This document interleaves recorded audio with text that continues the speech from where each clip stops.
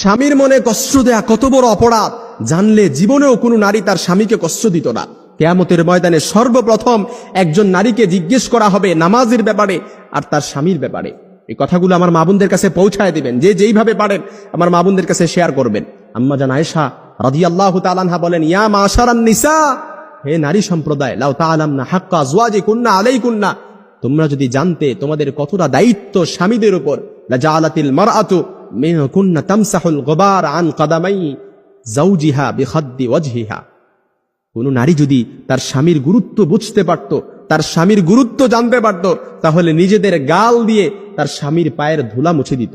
সুবহানাল্লাহ বিহামদি, তার স্বামীর ধুলা মুছে দিত নিজেদের গাল দিয়ে। এজন্য আমার বোনেরা বুঝে না, অনেক সময় স্বামীকে কষ্ট দিয়ে ফেলে।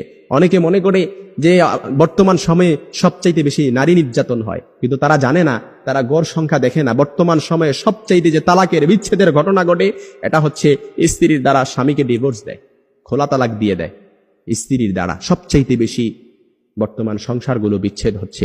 এই জন্য আমার মা বোনেরা, আল্লাহর নবী সাল্লাল্লাহু আলাইহি সাল্লাম আরো বলেন, কোন স্ত্রী যখন, কোন নারী যখন তার স্বামীকে কষ্ট দেয়, তখন জান্নাতে হুরেরা সাথে সাথে বলে, তুমি কেন আমার স্বামীকে কষ্ট দিচ্ছ, কেন আমার স্বামীকে কষ্ট দিচ্ছ? কাতালাকিল্লাহ, আল্লাহ তোরে ধ্বংস করুক, আল্লাহ তোরে ধ্বংস করুক।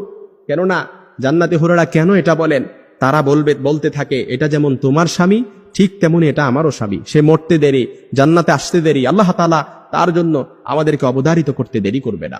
এই জন্য যারা স্বামী পাইছেন, আপনি একটা জান্নাতের টুকরা, হীরার টুকরা পাইছেন, এটার কদর করেন। কারণ আপনার জান্নাত আপনার স্বামীর পায়ের নিচে, আপনার জান্নাত আপনার ঘরে। স্বামী যদি সন্তুষ্ট থাকে, আপনি জান্নাতে যেতে পারবেন। আর স্বামী অসন্তুষ্ট,